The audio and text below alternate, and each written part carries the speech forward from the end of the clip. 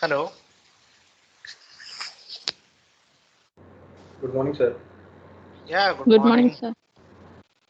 Good morning. Good morning, sir. Good morning.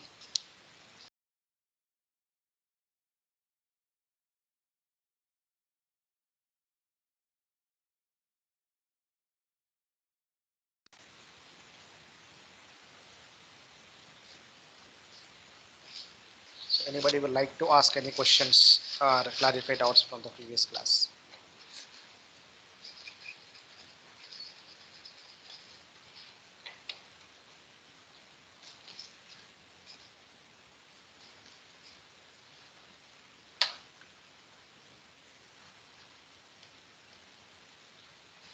So in the previous class, we were discussing about method of slices. We have seen the very fundamentals of ordinary method of slices, where the given slope is divided into so many number of slices, and we have also taken the free body diagram of each slice. So the same thing also shown in this uh, slide.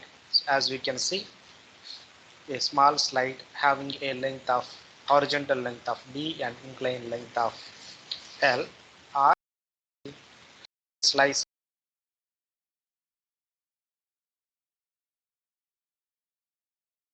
can be weight. W is the weight of the component, so the weight component of this slice, and since the weight is on the soil, resting on the soil mass, so we can expect a counteraction in the form of a normal and shear stress. Normal and shear stress.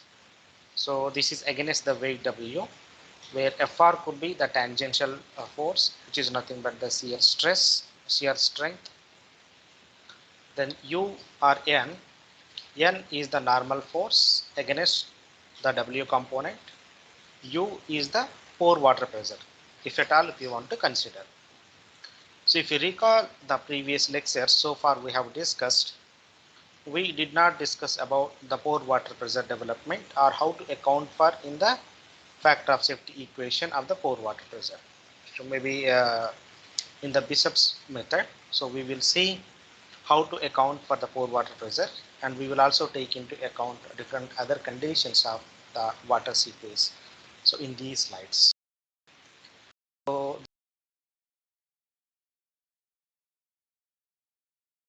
then the normal component N, and L is the inclined length of slice A, B, C, D. So the ordinary method of slices were first taken up by the, and this method also further modified by several people, but we can say that the Bishop has laid a very strong foundation, so for very complex analysis of the slope stability. So if you recall the previous classes, we have simply ignored the normal and tangential components acting on each slice. So I reiterated in the previous classes also. So in any of the mass procedures, we never considered, so or in the ordinary method of slices, we never considered the normal and tangential forces acting on either side of the slice. So as we can see here. Now in Bishop's method, there are two Bishop's, Bishop's simplified method and Bishop's refined method. So we will initially see the Bishop's simplified method, which is almost identical to the ordinary method of slices. There was no relevance, there was no big difference between the Bishop simplified method and ordinary method of slices. So here on this slice, there are normal forces E1 and E2 which are acting in the opposite direction on either side of the slice. And T1 and T2, these are the tangential components which are also acting in opposite direction on either side of the slice. So these are the small description about the Bishop in the year 1955. The slope consists of several types of the soils with the different values of the C and phi. Okay, so in the mass procedure, whatever we ignore, where we have considered only single layer of an embankment, but the merit of method of slices is we can consider any number of slopes, any number of soil layers with different values of the C and pi, that is shear strength parameters of the soil. Pore pressure U in the slopes are known estimated. So this is some additional thing in the Bishop's method which we ignore in ordinary method of slices. The force acting on each slice are evaluated from the limit equilibrium. So limit equilibrium means the exact how much amount of force is acting from the upward direction and how much amount of resistance from the, so this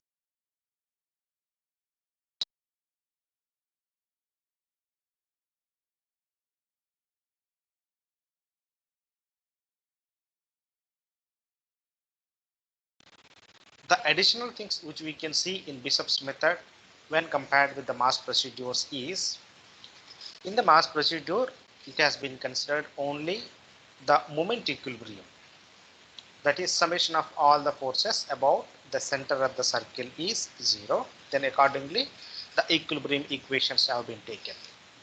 But if you look at this slice carefully, so we can able to take three variety of equilibrium equations. The first is summation of all the forces in the horizontal direction. Second, the summation of all the forces in the vertical direction. And the third is moment, all the moments about the center of the circle. Okay. So these three equilibrium equations are used to solve complexity of the slope stability. For example, the fundamental reason of not considering the T1 and E1 is unable to solve the equilibrium equations. Okay, so the values of E1, E2, T1 and T2 could be determined only when you consider moment equilibrium and force equilibrium together. So that's what Bishop has done it. Now let's try to understand how he has taken the force and moment equilibrium together, so to come up with a solution. So the equilibrium of the entire mass is determined by summation of the forces on each of the slices.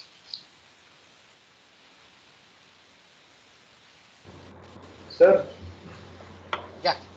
sir, how the direction of T1 and T2 are decided? How the direction of T1 and T2 are decided? Yes, sir. See, for example, so this is A, B, C, D is a one element, and there is A dash, B dash, C dash, D dash is another element. Okay, so just imagine that there is another element.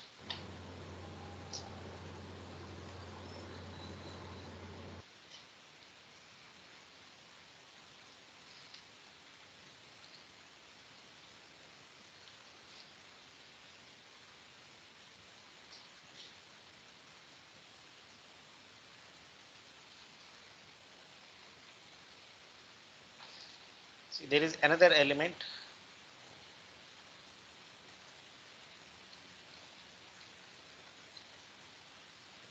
So there is another element here. So it's understood that, so because of this element, some amount of the force is acting from this element to this element. Okay, and if you also see, if you also closely observe between these two, there is some height difference between this slice and this slice.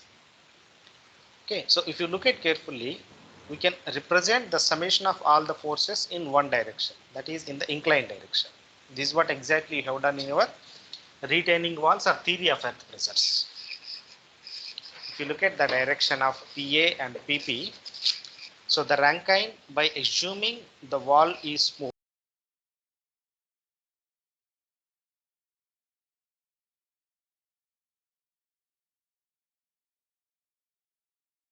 smooth, then the force direction is never in horizontal direction, rather in inclined direction. So when it is inclined, then we can resolve this into the horizontal component and the vertical component. So as we have already understood, so from the free body diagram of this element A, B, C, D at the bottom, the counteracting forces are nothing but the resultant force, which has been divided into the normal component and the tangential component. Similar philosophy so can be applied all along the or between the two slices. Sir, so these E1 and this E and T are basically the components of the earth pressure from the neighboring element. No. They cannot. How can they be earth pressures? They are normal and tangential forces. Whatever the analogy we are applying at the bottom of the slice, the Yes, sir. same analogy has to be applied corresponding to E1 and E2. But how horizontal and vertical arrived, I just explained from the philosophy of earth pressure. Okay, sir.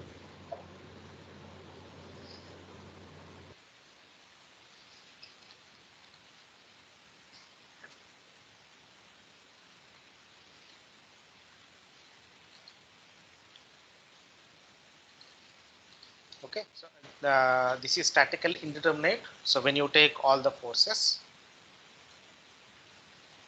so this becomes statically indeterminate because we do not know E1, E2, T1, T2. So then Fr, the N component, U component, we know only the weight of the slice. So if you want to determine remaining all forces, this becomes statically indeterminate. So in order to solve this one, then an assumption is made, that is the resultant of E1 and T2, E1 and T1 is equal to that of E2 and T2 and their lines of action coincide, which is nothing but, so if you take the resultant of this one, so this is in the inclined direction. While if you take the resultant of E2 and T2, so this is also in the inclined direction. And the lines of action coincide means both will fall in the same inclined line. So this is the assumption that they made it. And based on this assumption, so they have simplified.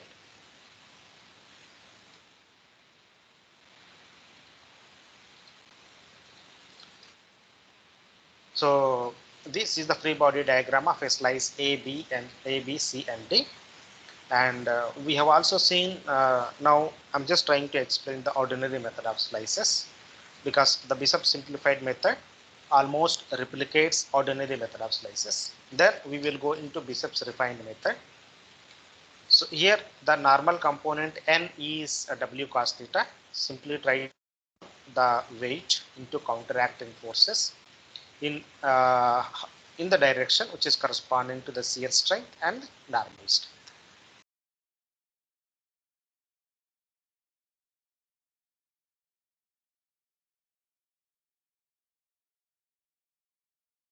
W sin theta. W sin theta. So this is everybody knows. So since we are dealing with the infinite law, we are following the same principle. So we are simply resolving the tangential and normal forces in the direction of the weight component W. Then L is the unit length of the slice. So that is, in fact, L can be stated as the inclined length from C to D. So if you want to convert the forces into stresses, then divide by the area, where I know the length of the element CD and the unit in the direction perpendicular to the monitor. So therefore this is L multiplied by 1. So the normal stress is nothing but N divided by area. So area is, so that is W cos theta divided by L into 1. So shear stress similarly, so W sin theta divided by area L into 1. So this is W cos theta by L, that is a normal stress. Shear stress W sin theta by L. And as we know the equation for shear strength, that is tau is equal to C dash plus sigma dash tan phi. And sigma dash, when you are taking the effective stress form, sigma dash is nothing but total minus pore water pressure, sigma minus. So the same shearing resistance, the shearing resistance means coming from the top, which is induced by the weight of the element W. So the shearing resistance to sliding on the base of the slice is, so that is S is total shear strength and L is the length of the slice. So if you multiply S into L, you will get the total shearing resistance. So which is equals to shear strength of the soil. So this is a total cohesion component or the entire length of element CD. So where UL is nothing but the pore water pressure. So small u means pore water pressure development, and when you multiply this with the unit area, that will get the total pore water pressure at the base of the slice. And that is this is C, so can be made equivalent to S into L. S into L. So the total resistance and the actuating force on the failure surface ADC may be expressed as. So this is ADC means the curve.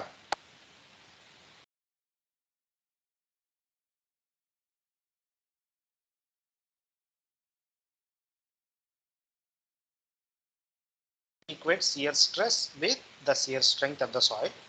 So this is what is the form of the equation. Fr, that is shear stress, is equivalent to the shear strength of the soil mass. So that is the total activating force Ft is W sin theta. So the factor of safety is defined as driving moment divided by the resisting moment. Driving moment divided by the resisting moment. So simply substitute everything into this equation.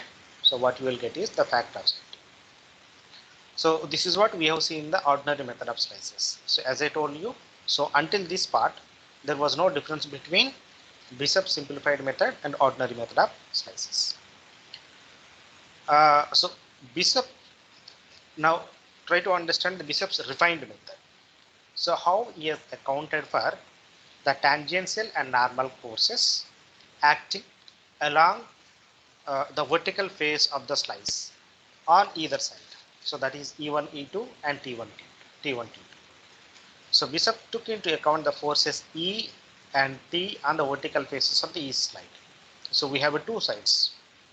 So in many of the books you can also see sometimes they are referring to as delta E as E1 minus E2 and delta T as T1 minus T2.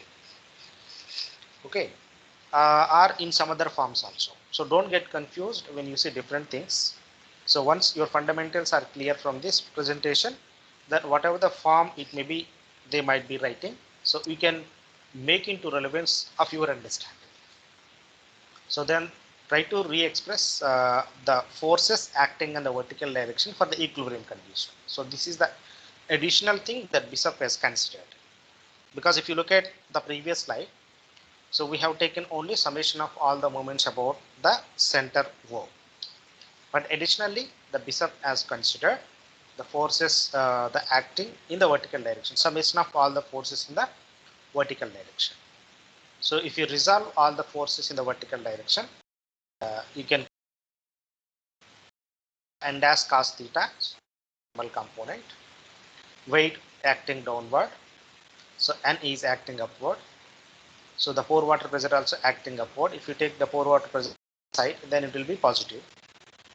Then the tangential components, the summation of T1 minus T2, or the net of tangential forces.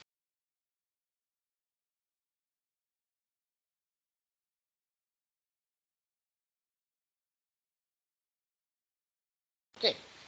Now additional thing is, so as we have seen in the previous slide, factor of safety can be defined as the resisting force divided by the driving force, or resisting moment divided by the driving moment.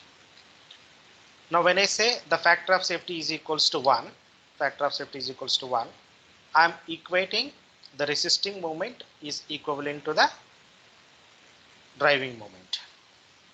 But if I take any value which is greater than 1, if the factor of safety is greater than 1, any value of the factor of safety greater than 1, then we have to include the factor of safety equation into the corresponding equation. So that's what exactly has been done here. So if the factor of safety is greater than 1, the tangential force Ft is equivalent to the shearing resistance Fr on CD divided by the factor of safety. The same thing so can be understood from the equation. Suppose if I take factor of safety of 1.2, then Fr is 1.2 times of Ft. 1.2 times of Ft. Since we don't know the value of the factor of safety, so and we are assuming that the factor of safety is always 1, always greater than 1, then we can rewrite Fr is nothing but Fs multiplied by Ft. Fs multiplied by Ft. Or So Ft is equivalent to Fr divided by the factor of safety. Fr divided by the factor of safety. Any form that you could able to understand quite easy. So the Fr has been rewritten as, this is the Fr equation. So the coefficient component divided by the factor of safety plus the normal component divided by the factor of safety. So Fs comes into the picture. Now here we have taken the effective stress form of the normal stress N dash, so which can be converted into total stress form, that is N dash is equals to N minus U, where U is the water pressure. The total pressure is nothing but U small u multiplied by the area, that is L into 1. So you try to substitute this Fr into this equation. So into this equation and solve for force component N dash. Okay. So we have taken the shear strength equation here, but shear strength with inclusion.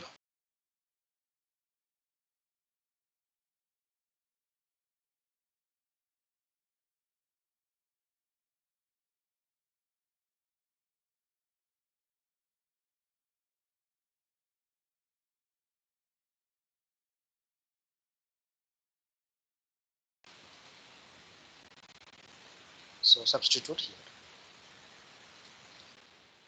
And if you substitute and simplify, so this is what you will get it.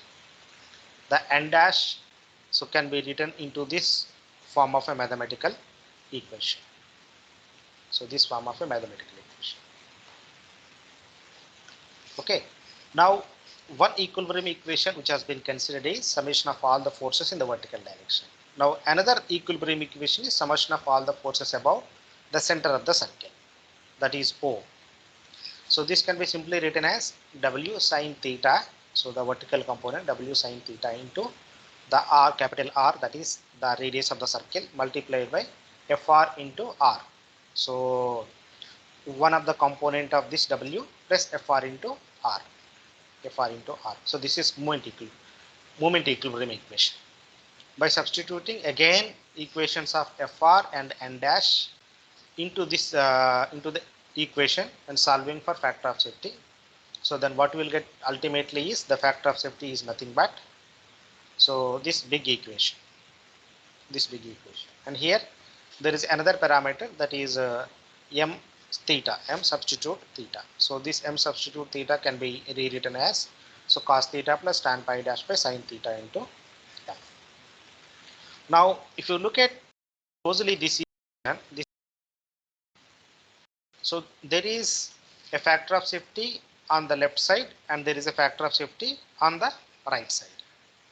So meaning thereby, so to solve the Bishop's method, you initially need to assume some amount of the factor of safety value.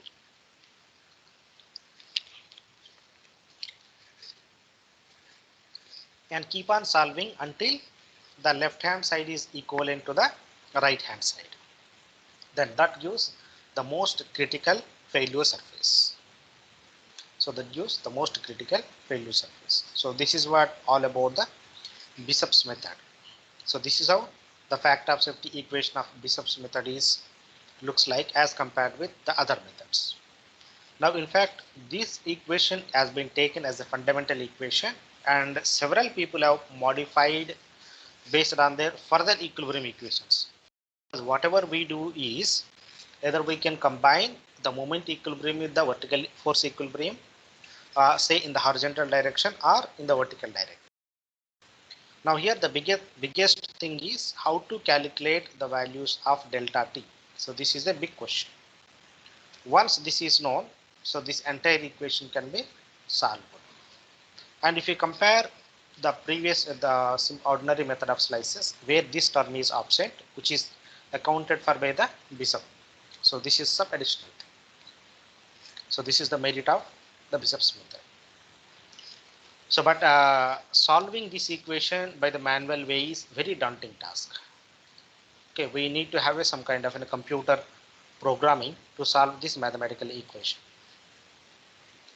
So here there is a one term that is m substitute subscript theta, so m theta.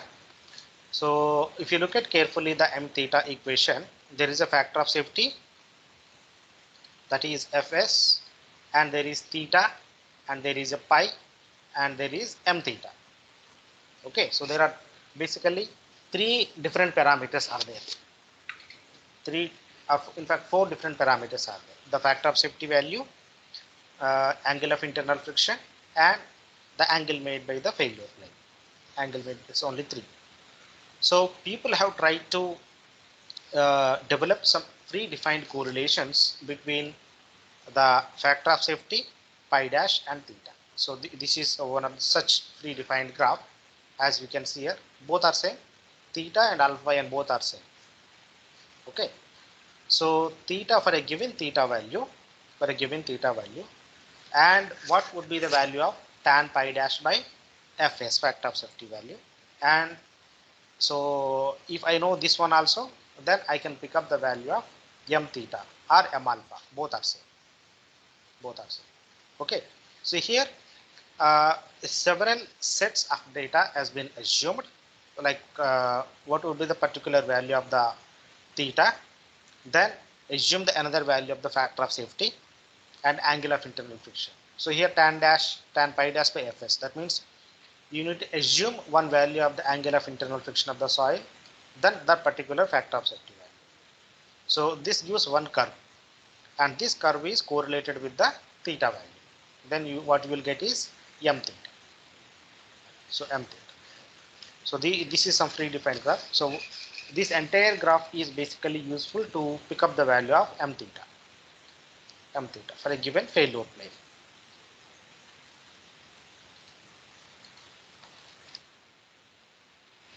So this is some additional information. So in many of the books you can see they might have taken tn plus 1 or pn plus 1. So don't get confused. So almost every the free body diagram, everything gets resolved into the same thing. And this is the force polygon. If I know all different forces, I can able to draw the force polygon into this form.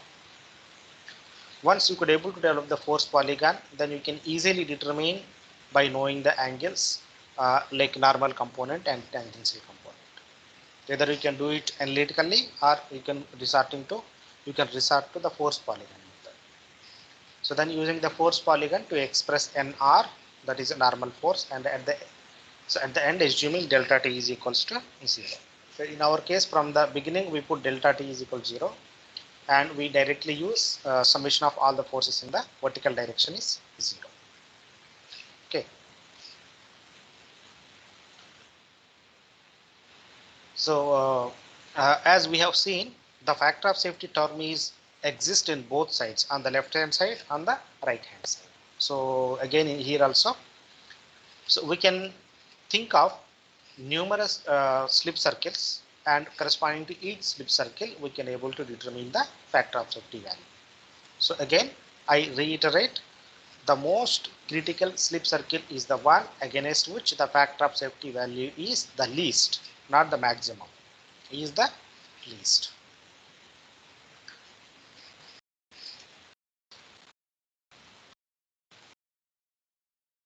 And you can, these are the different softwares available for determining the factor of safety by Bishop's method. So there is a GeoSlope, GeoPhi, SV slope, and there are many other. There are more than 20 number of softwares are available. A few are available at some student versions, and most of them are we need to buy it. Okay, so GeoPhi is available at free cost, but only thing is that you can't able to save the data. Once you are starting the problem means you need to end it. You can't able to save. You can try it using the GeoPhi. So GeoPhi. So this is very simple software, and you can understand how to determine the factor of safety. So these are some notes about the Bishop method. So Bishop simplified method is probably the most widely used. Though most other people have modified the Bishop's method. The Bishop's method has been taken as the very foundation. So for all subsequent methods, in all subsequent methods, the people have tried to quantify the delta T and delta E only. Once delta T and delta E is known, we can get more and more accurate values of the factor of safety. So that's what is the fundamental. It yields the factor of safety satisfactory results in most cases. So that's why this method is mostly very widely used. The FS determined by this method is an underestimate conservative, but the error is unlikely to exceed 7%, and in most cases less than 2%. Although it is little, that means use the factor of safety value slightly higher than the desirable, but it is the so therefore we don't need to bother about it. So the ordinary method of slices is presented in the chapter as a learning tool only. It is used rarely now because it is too conservative. So one of the fundamental assumption of ordinary method of slices is no forces are acting so between slice to slice in the horizontal and the vertical direction. Okay, but in reality, when you consider any slice, so there exists some amount of the normal force and some amount of the tangential force. The moment you are assuming that one, so you are compromising at the determination of the factor of safety. So thereby you are going to get higher value of the factor of safety. No, in fact, lower value of the factor of safety, not higher value. So the Bishop simplified method yields the factor of safety which are higher than those obtained with the ordinary method of slices. So this is basically attributed to consideration given to that normal and tangential forces acting on the slices. The two methods do not lead to the same critical circle. So analysis by more refined methods involving consideration of the forces acting on the sides of the slices so that the simplified Bishop method yields answers for factor of safety which are very close to the correct answer. Okay, so this is what all about the Bishop's method. So probably you have now understood how the Bishop's method is different than the ordinary method. Now the same method has been extended. So to consider the steady state seepage condition. Steady state seepage condition. So strain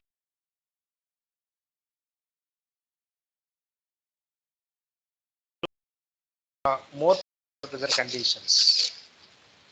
So one of the conditions that Morgenstern considered is rapid drawdown. So rapid drawdown. So this is this slide shows the very basic understanding about what do you mean by the rapid drawdown. Okay, if it is not clear to many of the people, you can ask me. Just stop and ask. Okay, so rapid drawdown means just imagine yourself there is some amount of the flow in the canal. So initially the water level is at this location. Now we are lower down the water level from initial height, a drop of delta H, But the condition exists is the time required for lowering the water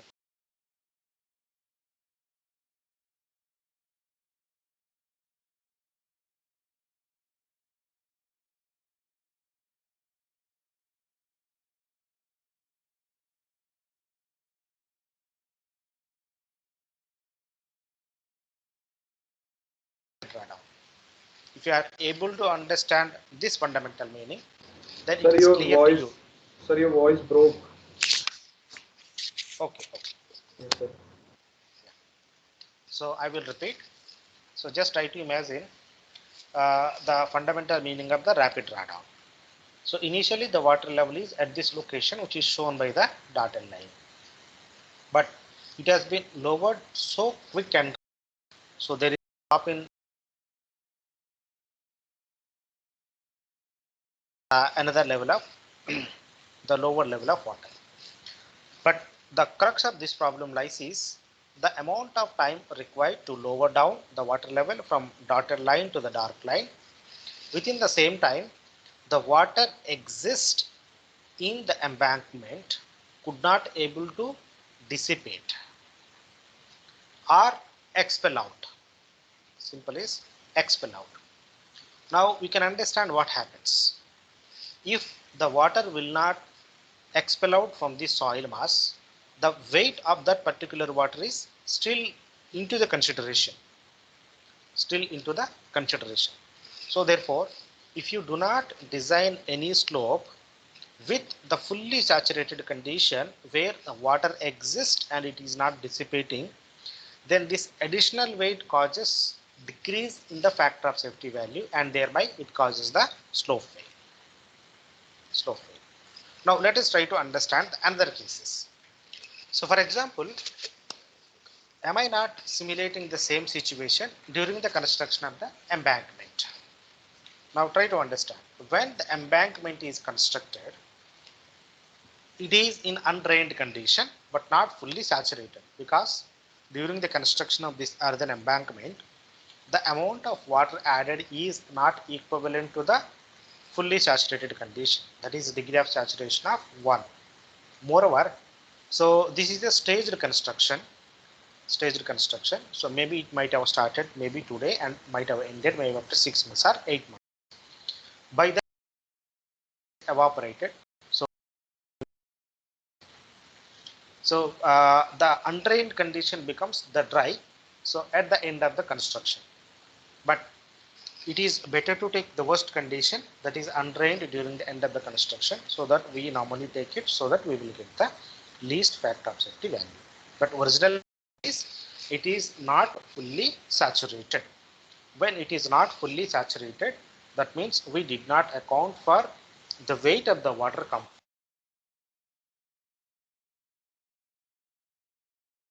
at the end of the construction. What we have considered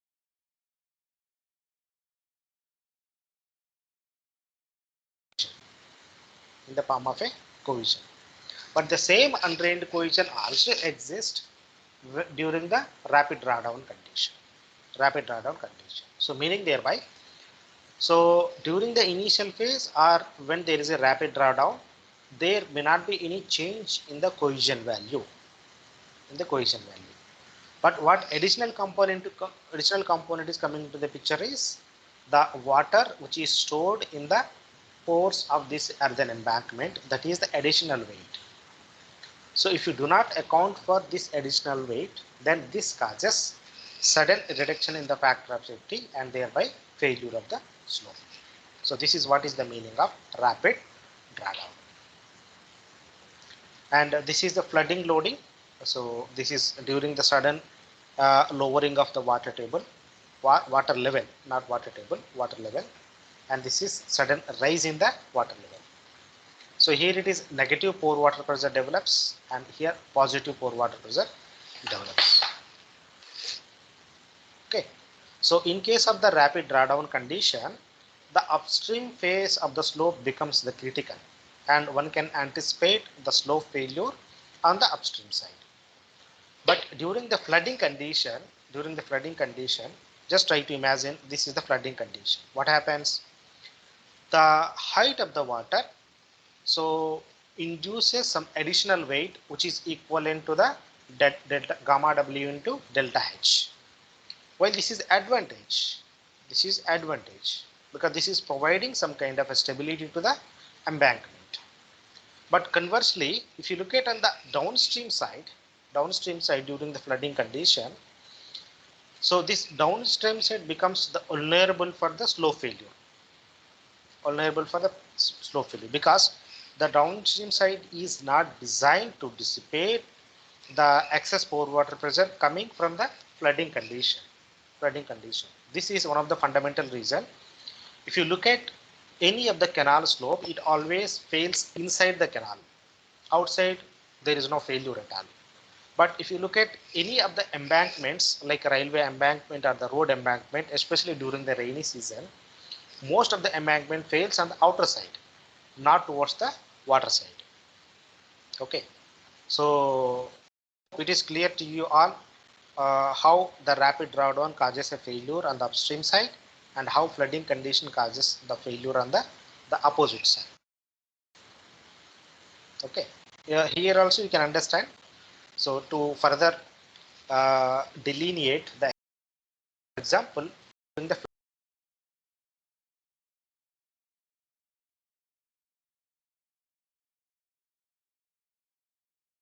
embankment, toe of the embankment.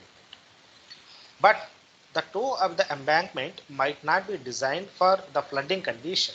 Means when there is a flooding, the amount of the seepage happening is exorbitantly high.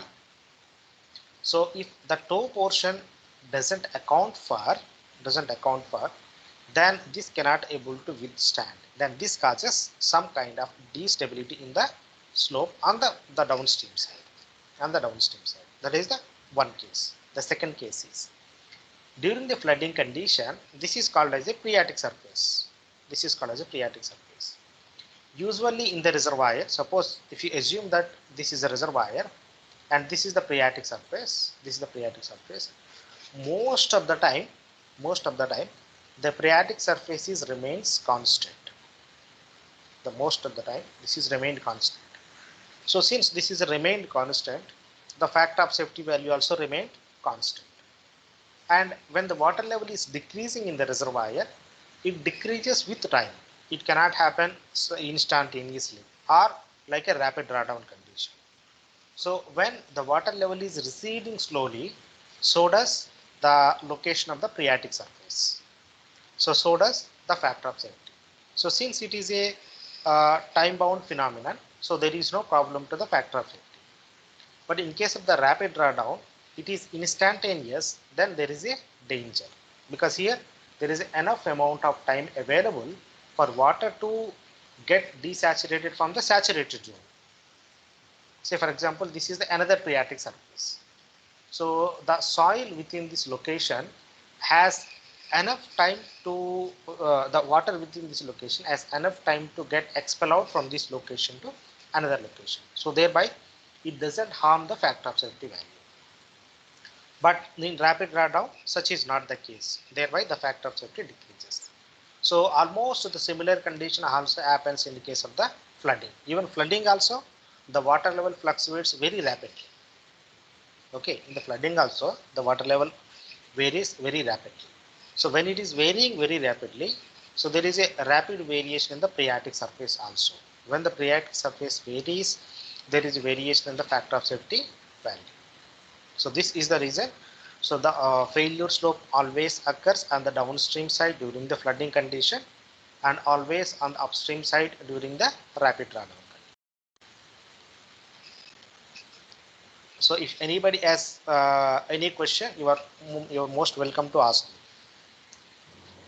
Sir,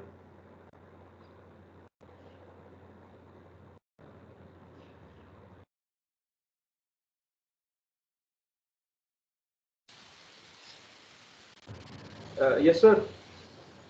Yeah, tell me. Sir, if the drawdown will be slow, in that case the phreatic surface remain constant. No. If the drawdown is slow means which is nothing but reservoir condition. Okay. Here yes, sir. Here slow means the time is sufficient enough for the water from this area to get expelled out. Okay, sir. So Okay. phreatic surface will also come down as the water will go down. Obviously. But as the water is from this saturated zone is also expelling, so factor of safety is not changing.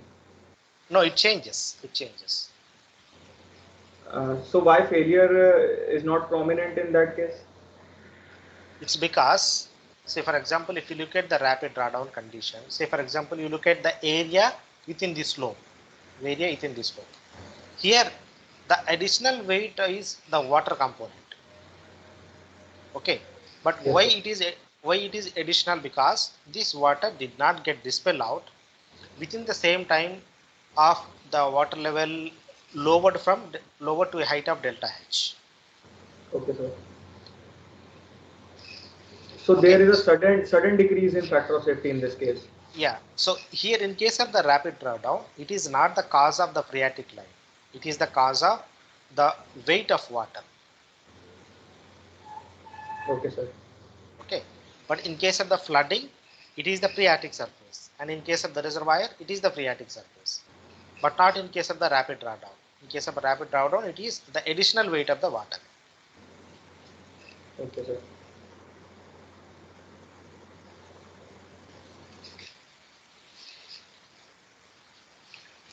So anybody has any other questions?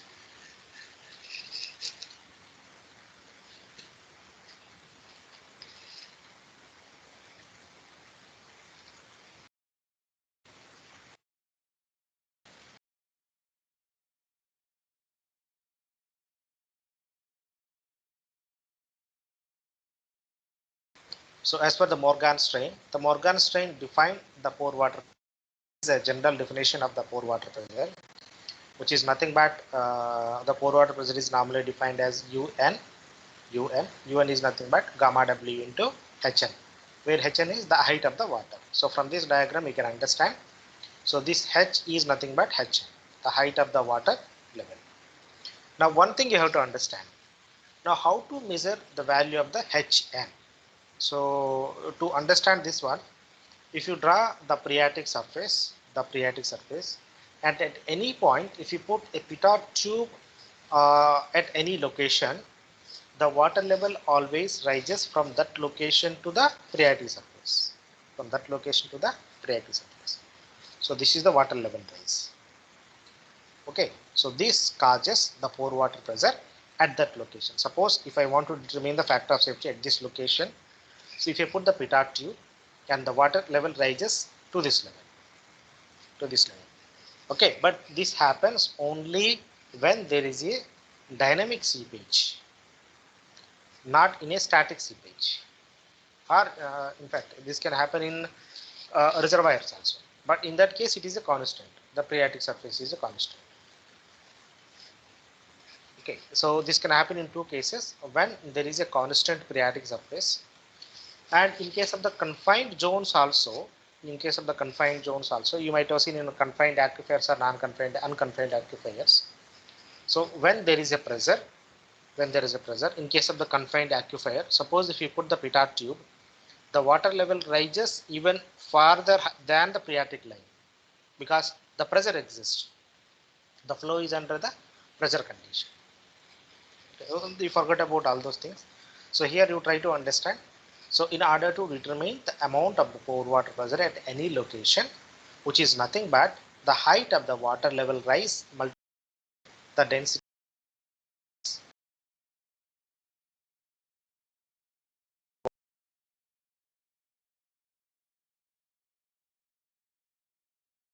slip circle all along the slip circle. So this is what is consideration by the Morgan strain. So he has defined the total pore water pressure on the nth slice is the pore water pressure multiplied by the area, where delta ln is the length of the particular slice.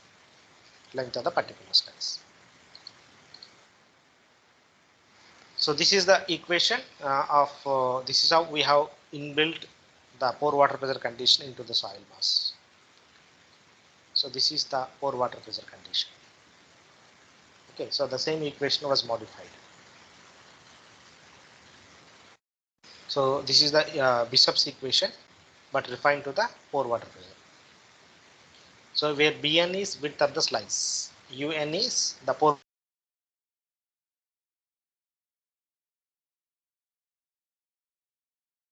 Zn, density multiplied by the area. So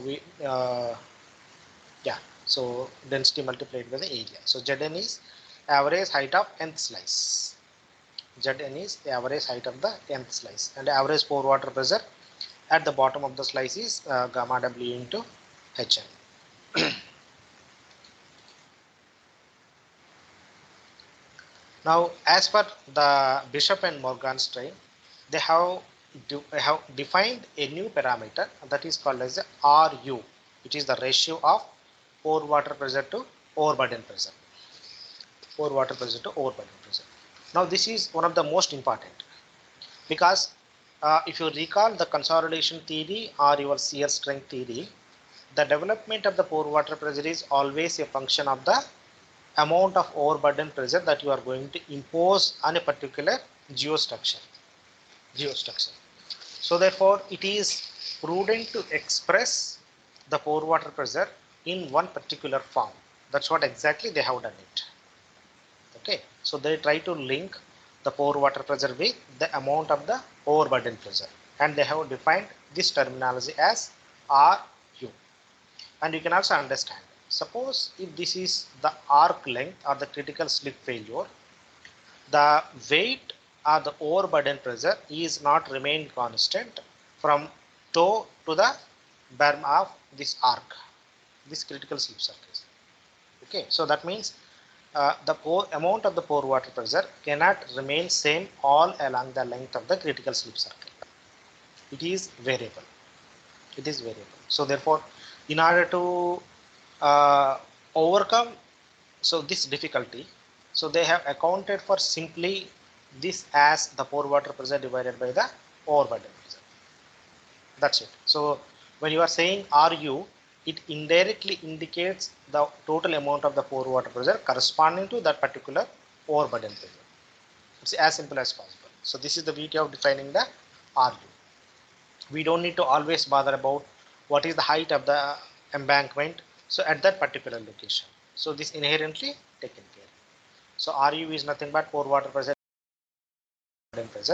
or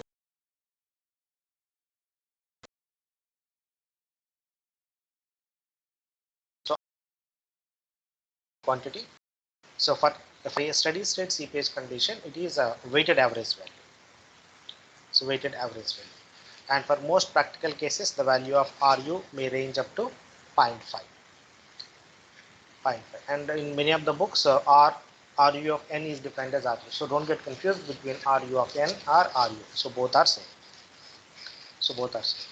Okay, so when you do any kind of analysis by using any software, we can see the definition of the pore water pressure parameter in the form of RU. We cannot direct. Okay, when you see RU, it indicates that you can able to do the steady state seepage analysis by using the particular.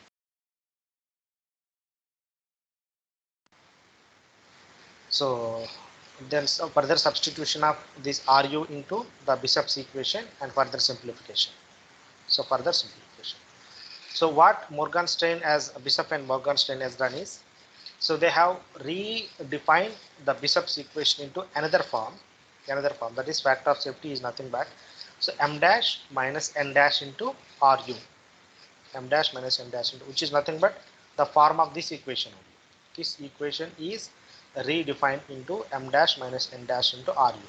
So depending upon this 1 minus RU. So where m dash and n dash have defined as the stability coefficients. So these Bishop and Morgenstern equation is widely used in case of railway embankments, and this is the equation which is commonly used for the stability analysis of railway embankments or any embankment which might be subjected to the steady state seepage condition. We should use this equation. Or we should use this equation. Both are same. So don't think that this equation is different than this equation. Both are same. So they have done more and more simplification so that you don't need to end up with more complex solving of analytical equation. Now this is the beauty, as you can see here. So once this equation is converted into simple m dash minus n dash into RU, the first thing is that you can able to easily remember. Second thing is further contribution is for a different high slope angles, the value of m dash and n dash can be determined for a given internal friction angle. Now if you look at this equation, there is a cohesion term, there is a friction angle term, and there is a pore water pressure term. So therefore, how to relate these three separately? So what they have done is, first they have defined C dash by gamma h. Then m dash by, then n dash.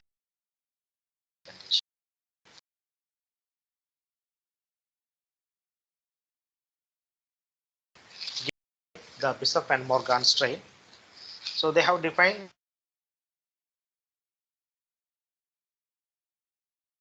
phi dash, and for different values of the C dash by gamma h.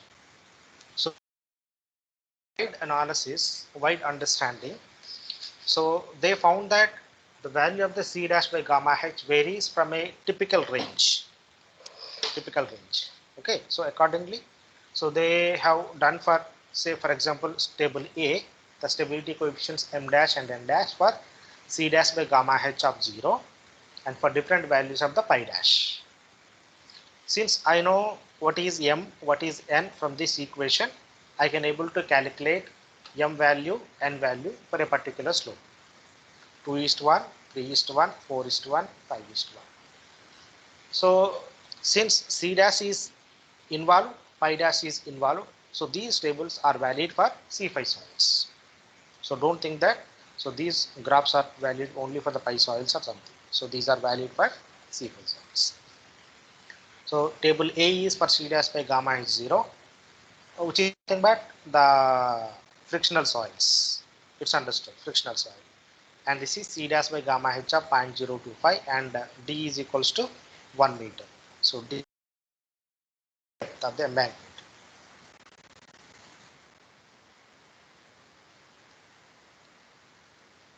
That is depth of the embankment. So that is 1. Then C dash by gamma H of 0.05 and depth of the embankment of 1.25. Then C dash by gamma H of 0.05 and D of 1.5 for different slope angles and for different friction angles, M value and value. So now you understood that if I know the pi value, if I know the C value, I can able to calculate C dash by gamma H. And if I know the C dash by gamma H, suppose if it is 0.5, if I know the D, that is 1.5 or 1.25, and for a particular value of the pi, say my pi is 20 degree, then I can simply pick up for a given slope, say my slope angle is 2:1, and pick up the values of the m dash and n dash. Okay. Now what additional parameter I need to know? I know m dash, I know n dash. If I know the Ru, I can able to determine the factor of safety.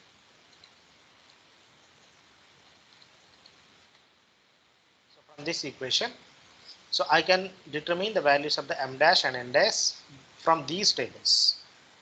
And if I know the Ru, and I can able to easily determine the Fs value. So this method is as simple as possible.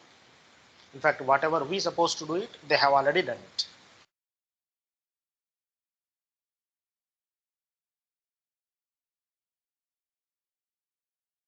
For C dash by gamma H and toe circle. So when I say D value of 1, 1.25, 1.5, so these tables cover almost everything. First of all, if you look at table A, this covers for the frictional soils because C dash by gamma H is only possible when C is 0. So this table is valid for the frictional soil. And table B, C, D, E, F. These tables are valid for the base failure. And table G is valid for the toe failure.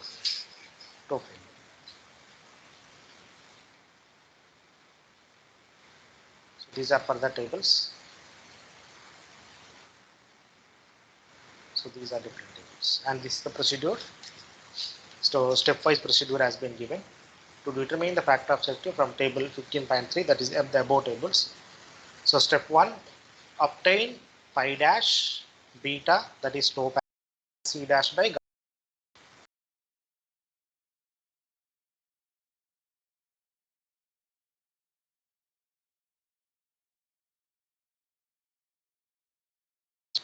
For D equals to 1, 1.25 and 1.5 or 1.5, any value. For the required parameters of pi dash, beta, Ru and C dash by gamma H. Determine Fs using the values of m dash and n dash for each value of D. And the required value of the factor of safety is the smallest one obtained in step 4. But look at, we always may not get the values of C dash by gamma H of exactly 0.1 or exactly say 0.075. So what you need to do is, Suppose if my value of the C dash by gamma h is 0.08, then one has to make some kind of interpolation between 0.075 and 0.1. Okay, so you should not get confused. You need to do interpolation.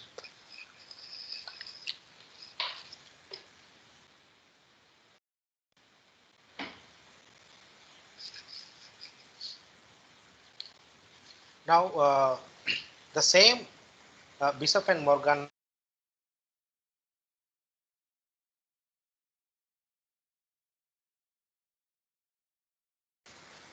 Morgenstern in the year 90 and Spencer 1967. So he also tried to work it on the same steady state seepage condition.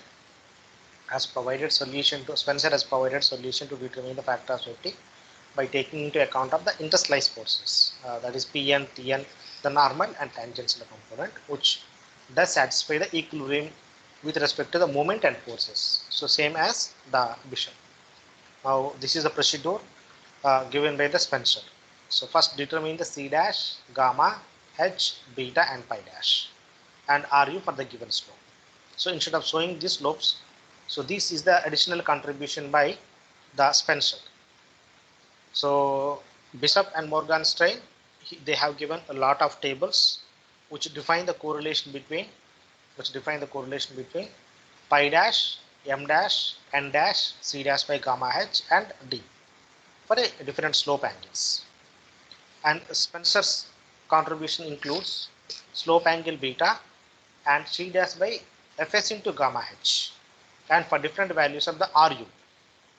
Look at, in case of the Bishop and Morgenstern, the value of the Ru is not known. You need to calculate it or you need to assume it.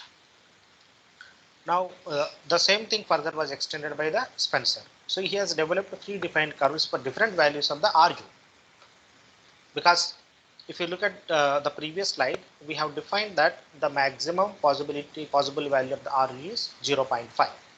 That means I can able to assume any value of the Ru in between and I can able to develop the predefined graphs. That's what exactly done by the Spencer. So he has defined the predefined chart for different Ru values, Ru 0, 0.25, 0.5.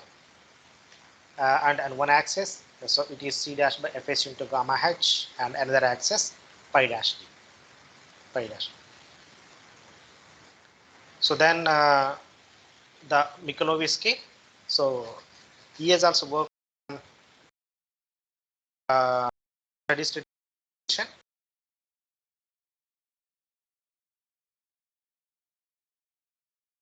He used kinematic approach of limit analysis to analyze the slopes with the steady situation. So he did analysis for different values of the Ru 0, 0.25 and 0.25. So this is his contribution. So he has developed a three defined correlations for Fs by tan pi dash and C dash by gamma h.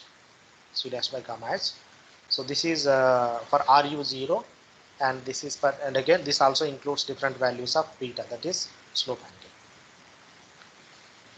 So Ru is equal to 0, Ru 0.25 and Ru 0.5. Fs by tan pi dash. So Fs by tan pi dash. So Fs by tan pi dash versus C dash by gamma h into tan pi dash. Okay. The Bishop and Morgenstern. So do you have any questions?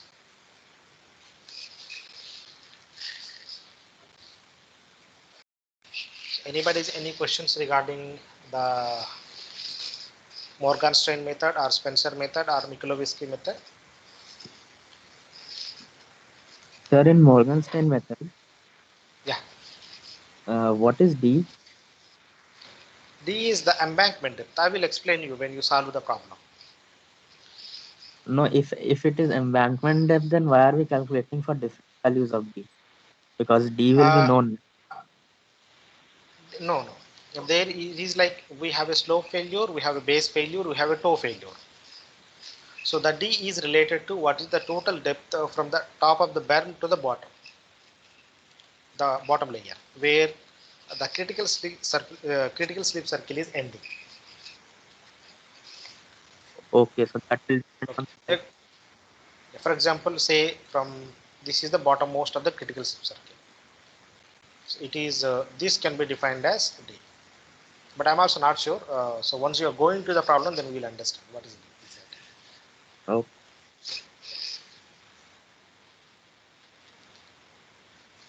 Any other question?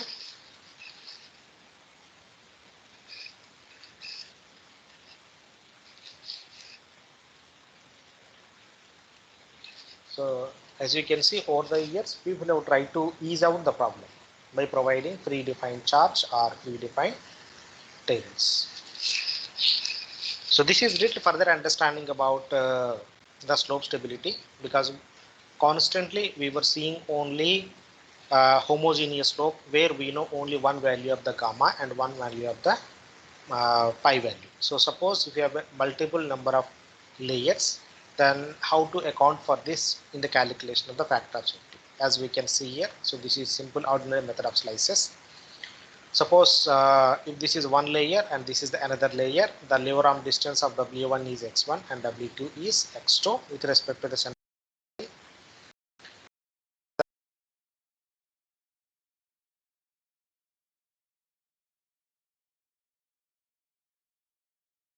Multiplied by the lever arm distance R divided by the driving force, that is W1 into x1 and W2 into x2. So this is slopes in homogeneous clay and layered soil with pi is equals to 0. So then this is in case of the method of slices. The method of slices can be extended to slopes with layered soil, as you can see. So many number of layers, gamma 1, pi 1 and C1, gamma 2, pi 2, C2, gamma 3, pi 3, C3. So these are the different slope levels. So then this is with surcharge loading. See, if there is a surcharge load on top of the embankment, account for it. Because as we know, the CD is the factor of safety is nothing but driving force by the resistance. So it can come in the numerator term because this is some destabilizing force. So the additional load is destabilizing force. So P multiplied by the lever arm distance. So this is how. So we will determine the factor of safety in case of the surcharge loads. So then if this is in case of the homogeneous slopes in clay soil, there is a particular condition called as a formation of the tension crack. Formation of the tension crack. When there is a formation of the tension crack, so the tension crack is extended up to a depth of say some y, or not so up to depth of some distance from the top of the surface. Okay. Now, if you look at carefully, the critical slip surface always try to find the least distance. So there is a possibility that this critical slip surface might emerge at the bottom of the tension crack. That means the top is acting as a one force while the bottom is acting as another force. So when there is a formation of the critical or the tension crack, the length of the slip circle decreases. The length of the slip circle decreases, but we could not able to exactly determine what is the decrease in length. So because of the formation of this tension crack, the additional pressure which is caused by this active or passive earth pressure is accounted for in the denominator. So in the denominator, as you can see here, so this is the PW. This is destabilizing force. Okay, so this is also destabilizing force. This reduces the factor of safety. Now there are two conditions here. What happens? There is a tension crack but dry condition. What happens? There is a tension crack but filled with the water. So in case of the formation of the tension crack, the factor of safety decreases drastically. And if it further fills with the water, then the ingress of water further destabilizes the slope value. This is the reason on any embankment, if at all if you are finding any kind of a cracks, it should be immediately filled it with the soil, or it should be immediately retrofitted. Else very soon you are going to encounter some kind of a slope failure. This is typically possible in case of the black cotton soil or clayey soils where they can undergo because of the shrinkage tension cracking. Okay, but this tension crack is accounted for in the denominator, not in the numerator.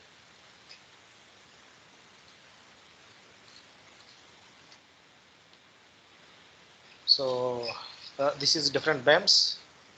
Suppose if you find that the factor of safety value is not reaching, so your safety value is say 1.3, but you are getting only 1.2. So then how to increase the factor of safety value from 1.2 to 3? So one of the simplest way is you try to provide a bar. So this increases the, this is one kind of a mitigation measures. Mitigation. So if the bar.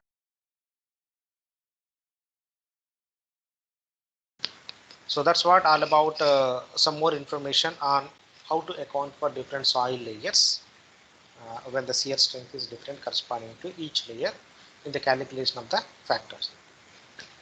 So I request you all to take pen and paper to understand how to determine the factor of safety under steady state seepage condition or Bishop method or Bishop and Morgan strain method. Bishop method is not possible. So let us try to determine the factor of safety under steady state seepage condition by Bishop and Morgan strain method, Spencer method, then Mikulovsky method. So just note down everyone. A given slope under steady state seepage as the following: h is equals to 21.62 meter and pi dash 25 meter and slope 2 horizontal to 1 vertical, c dash 20 kilonewton per square meter, gamma 18.5, ru 0.25, and determine the factor of safety.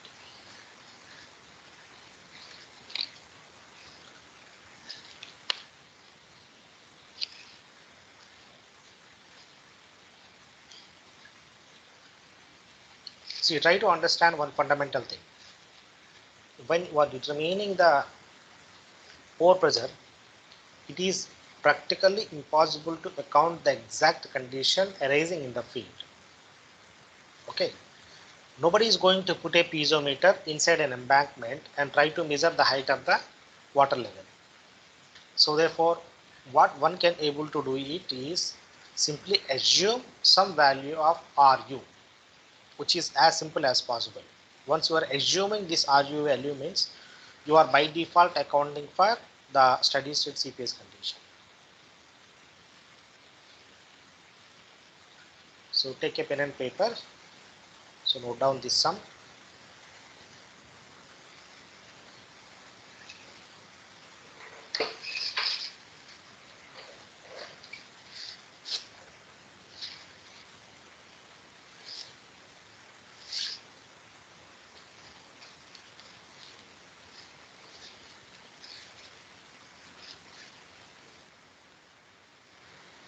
So since we want to use the method of Bishop and Morgan strain, so we need to know three values. First of all, we need to know what is the angle of internal friction, that is pi. Pi dash has been given as 25. And another important step is you need to calculate what is the value of C dash by gamma h. So C dash by gamma h, C dash 18.5.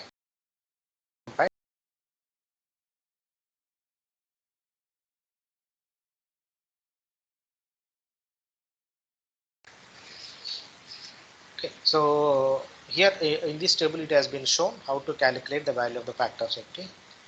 So let us see first of all.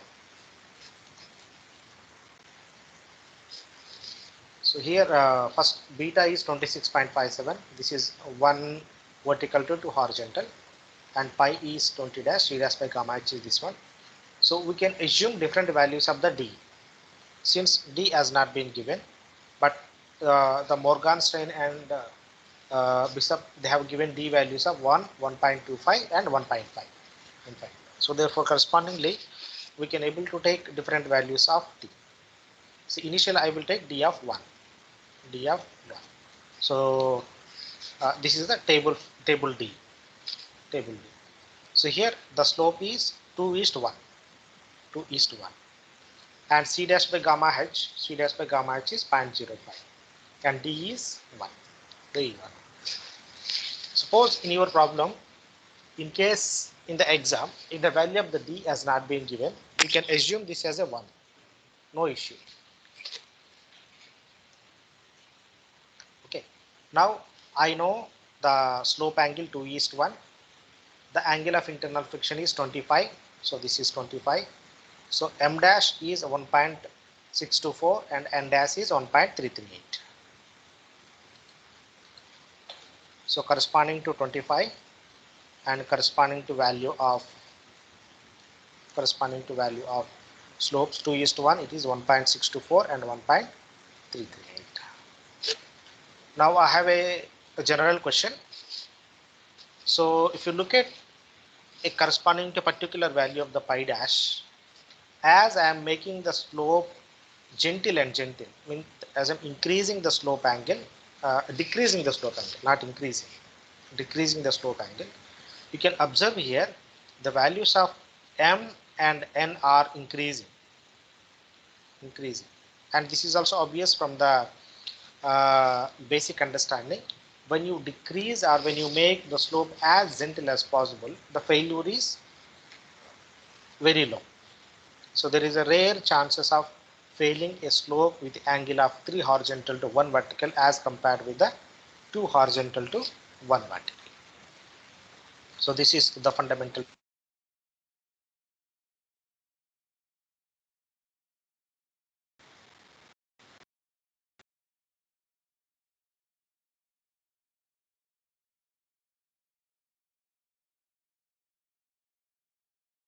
So of pi, the value of M and value of N is 1.338. 1.338. Now I know the M dash, I know the N dash, I know the value of RU, so I can able to determine the factors. That is 1.2. So here we have taken 3 different conditions of D, 1, 1.25, 1.5. So as you are increasing the D for the same value of the internal friction and same cohesion value, there is increase in the factor of safety. There is increase in the factor of safety.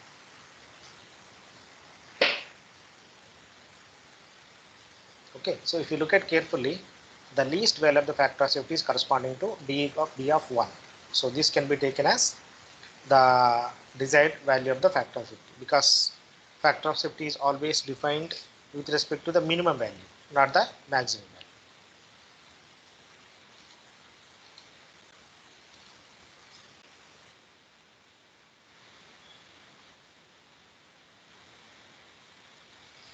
So this is corresponding to 1.25. So the previous slide was 1, now 1.25. So corresponding to beta of 25. So this is 1.82 and this is 1.595. 1.59. So I know the value of M dash, I know the value of N dash, I know the value of RU. Simply substitute and calculate the factor of safety value.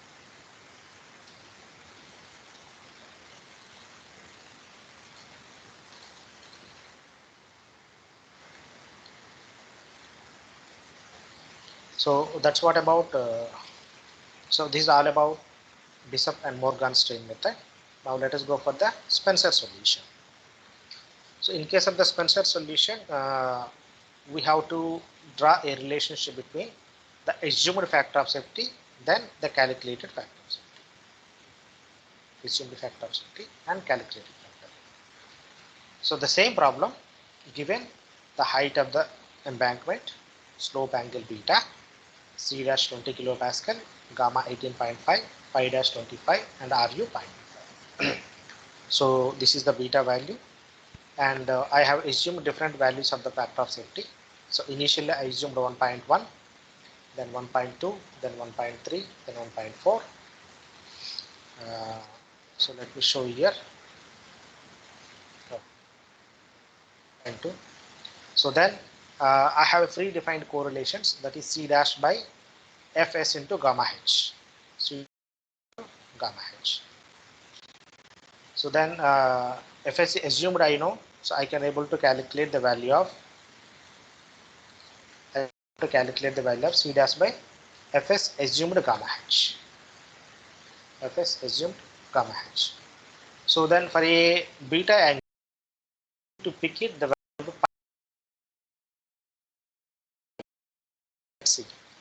let's see the charts of these things. Mikulowski method.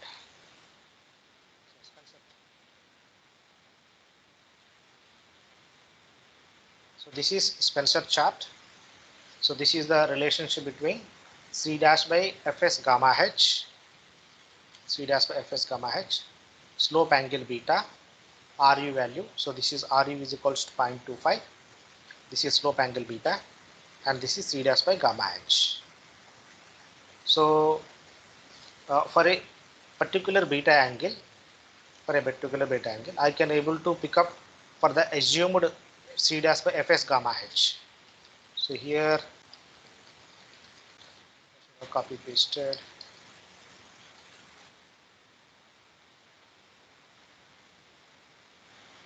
See, for example, beta 26.57. This is 0.0455. 0.0455. And pi dash of 18. So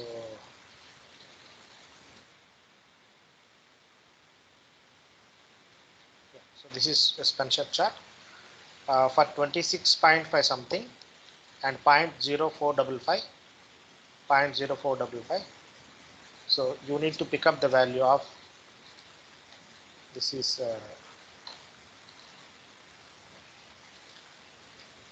0.0455.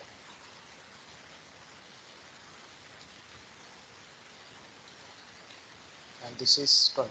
So here you will get is pi dash value.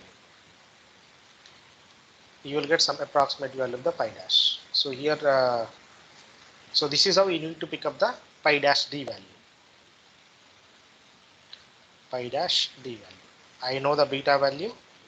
I know the for assumed factor of safety value C dash by Fs into gamma h. So draw an into calculate C dash by F into beta value and extend these lines onto the another ordinate which gives the values of pi dash d. Pi dash d.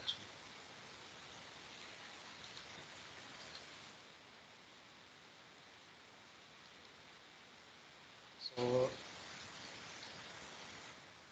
here I assumed Fs of 1.1 and calculated C dash by Fs assumed gamma, and from that predefined graphs the value of pi dash d has been picked up as 18.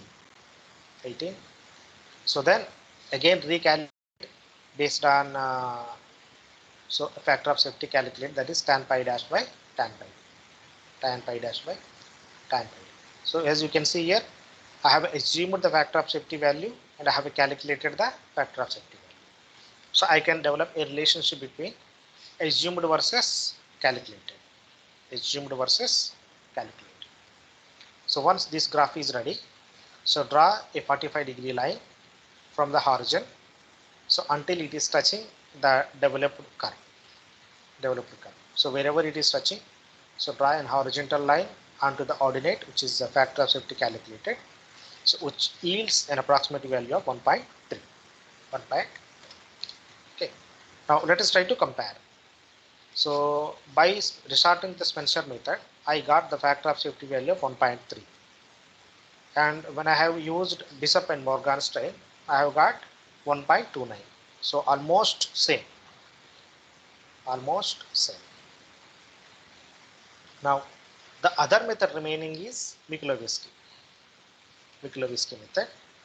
So this is the chart. So he defined a correlation between Fs by tan pi dash versus C dash by gamma h into tan pi, and this is Ru 0.25. So I don't need to bother about Ru. So Ru is already known. Exactly 20 is not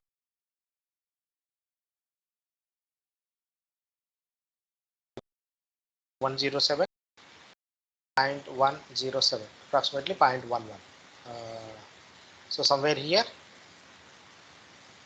0.107, and I know the beta value.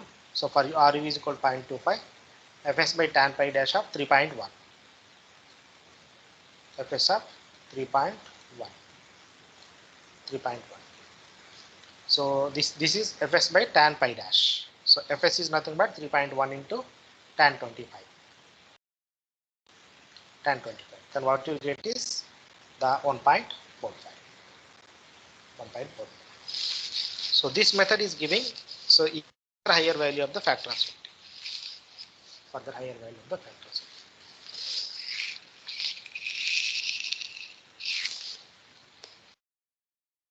So on the same slope, so if you are using Bishop and Morgan strain, you are getting the minimum factor of safety value, and almost Spencer also gave the same value. But when you are using the Michalowicz's method, so you are getting higher value.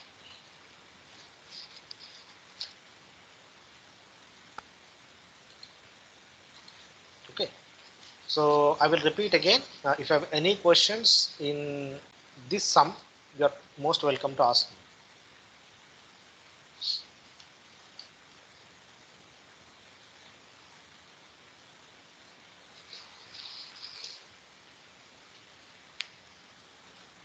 Anybody unable to understand how to read all these graphs?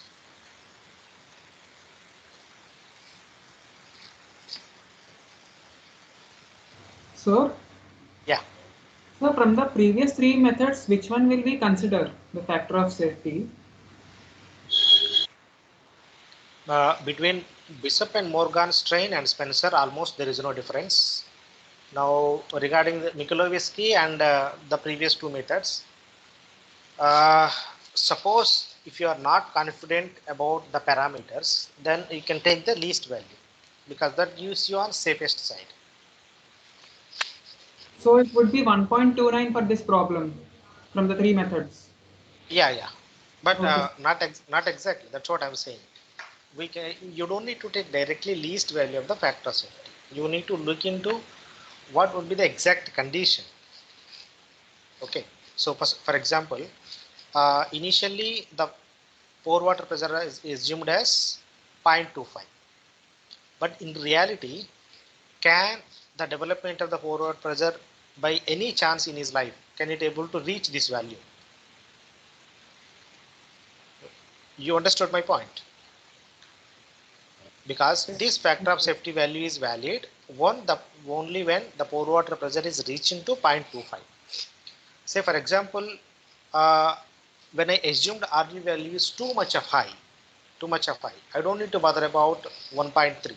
So I can directly take 1.45 and say that, so the slope is very stable.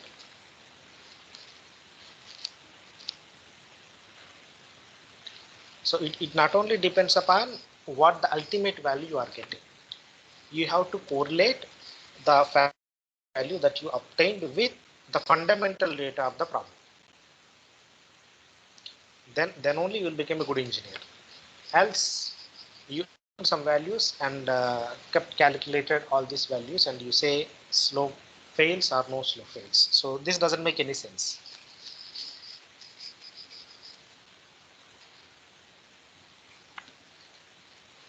So for Yeah. so for Yeah. previous we for pairing capacity took the so like with There also the Terzaghi method is useful only just to know what would be the minimum bearing capacity value. Okay, the Terzaghi value is always conservative side. The original bearing capacity is always higher than the Terzaghi value. That's why suppose say you are putting a tender and you want to know what is the instantaneous factor of safety, the bearing capacity, then use the Terzaghi's value. That's it. so like similarly we can use averages over here also maybe. You can use the average value, but you can also not use the average value. Suppose say I regain So let me explain again. See, there are two important things. I have a value of the 1.3, okay, and I have a value of 1.45, and I have a value of RU of 0.25, okay, 0.25. Now, when I assumed the pore water pressure condition that can prevail in the real life is 0.25, okay, but in its entire life, I know that the RU cannot exceed 0.2, although I assumed 0.25. I can directly take 1.45. I don't need to go for 1.3.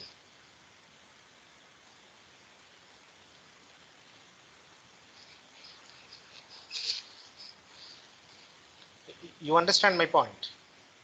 Yes, sir. Okay. So this also depends upon the level of you are obtaining on the sum or on the real life problem.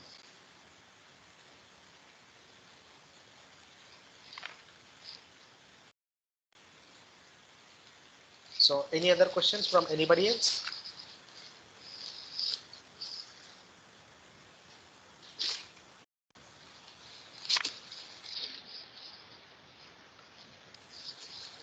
Others?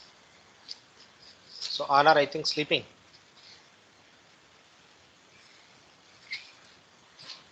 Sir, how is RU assumed? How is RU? RU is a assumed value or it's calculated in the field? You can calculate the value of RU in the field. Suppose say you want to calculate RU. See, say for example, this slide.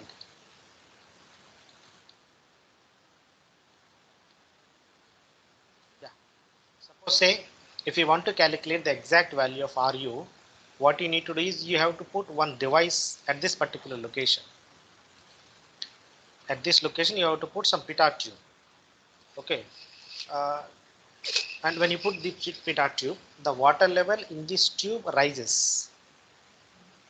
Rises. Okay. So if you multiply level divide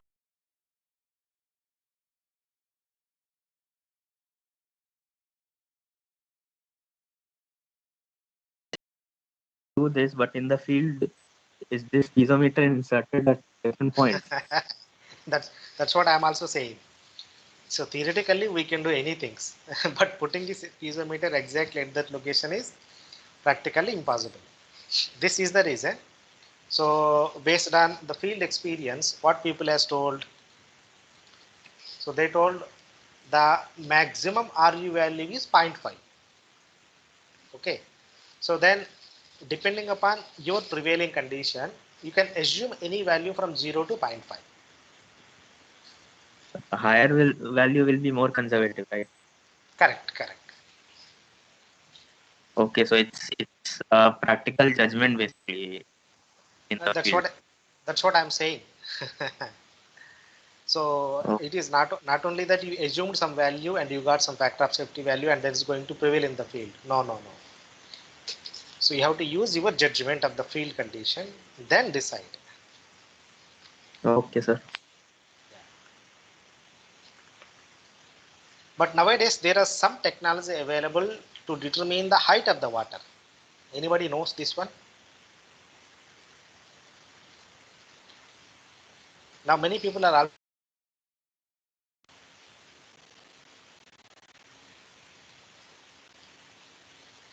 you can use a piezometer to measure the height of the, but you have to make a borehole. Make a borehole and keep on measuring the rise and dip of the water level using the piezometer. There are several instruments are available which can able to indicate the water level rise. Or there are some sensors available which can directly measure the pore water pressure.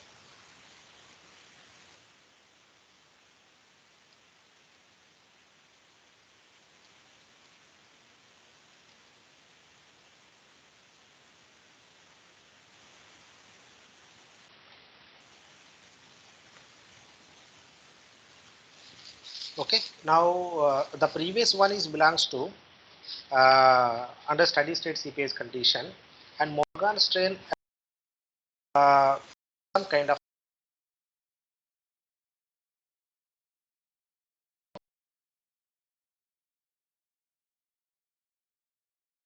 drawdown condition is at a height of h, capital H, and it has been instantaneously lowered from capital H to a drop height of L, as you can see here. So in rapid drawdown condition, you must aware what is the total height, that is total head, capital H, and how much is the water level lowering, that is capital L. So assumptions: the embankment is made of homogeneous material and rests on an impervious base. So initially the water level coincides with the top of the embankment. Then during the drawdown, the pore water pressure does not dissipate. So this is the most important. So this is what I am saying. So in the very first slide, during the drawdown, that means, so suppose this is the soil area. So this is the soil area. When water is lowered from a capital height H to lowered to L, the pore pressure within this zone is not getting dissipated within the same time that is required to lower down the water to L. Okay, so this is the most important. The unit weight of the saturated soil gamma sat is 2 times of gamma W. So when there was no dissipation of pore water pressure, the gamma sat becomes 2 times of gamma W. But initially you assumed only 1 gamma W. Now during the drawdown, the gamma W is almost double. Okay, now just recall. When you have calculated the factor of safety, you have considered only single gamma. But during the drawdown condition, the weight of the water is almost doubled, which is not accounted for. Since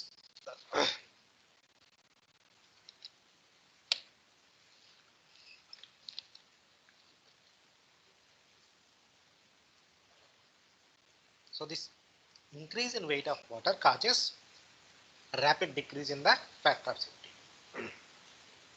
I hope it is clear to you all now.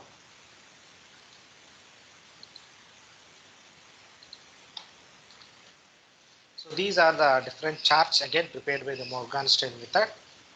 So you can see tan beta, that is slope angle, 2 horizontal to 1 vertical, 4 horizontal to 1 vertical, 3 horizontal to 1 vertical.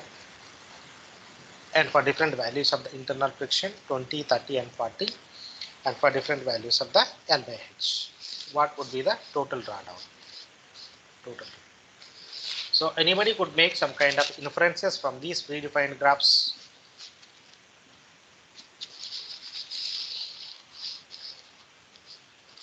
By looking at these charts, anybody could able to make some kind of inferences.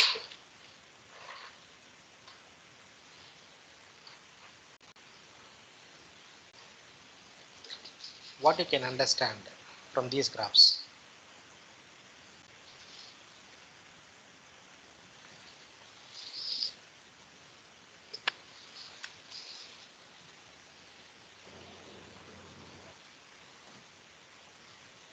For steep slope, factor of safety is decreasing for same value of 5. Very good. For a steep slope, the factor of safety value is decreasing. Good.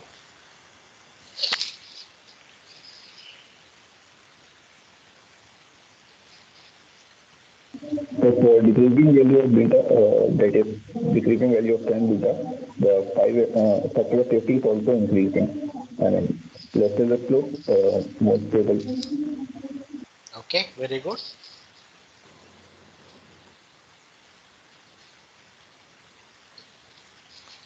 And what about the water condition? What is happening Sir, when as the water L by H is increasing, the factor of safety is decreasing. factor of safety is decreasing? Should it happen or should it not happen? Sir, it should increase because if L by H is increasing, that means drawdown is increasing. So factor of safety should decrease.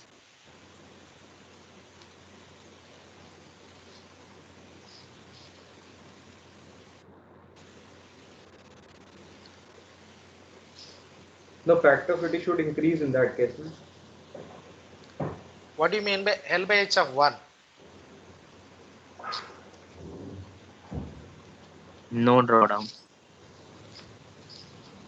No drawdown? Full drawdown is that. Oh, full drawdown. Full drawdown. Full drawdown, na? Yes, Ah. sir. So when there is a full drawdown, then the FS value should be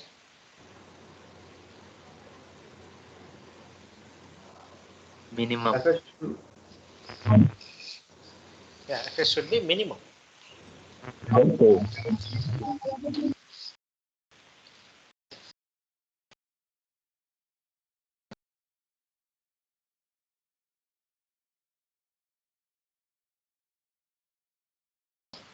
The factor of safety is least.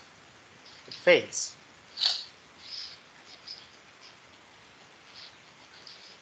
Okay, so in almost every case.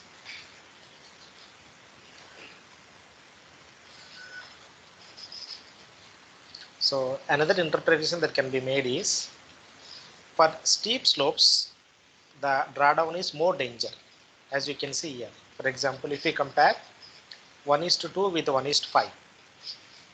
So even if you L by H is 1, still the factor of safety is above 1.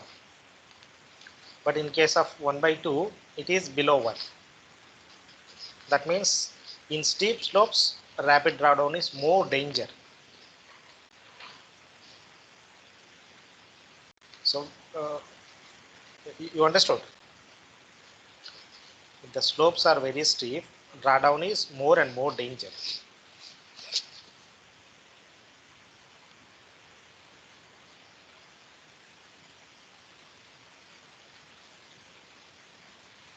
So this should give you some kind of information that when you design any canal, so you should increase, means you should make the slope as gentle as possible. You should not make it steep.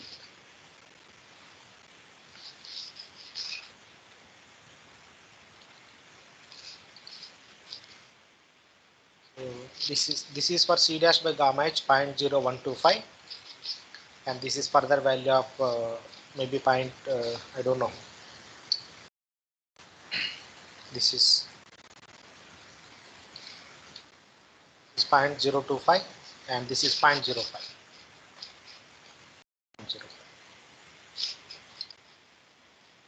So this is Morgenstern price method.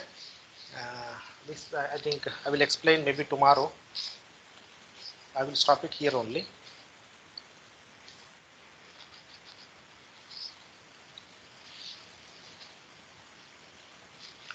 Okay, so I will stop it here.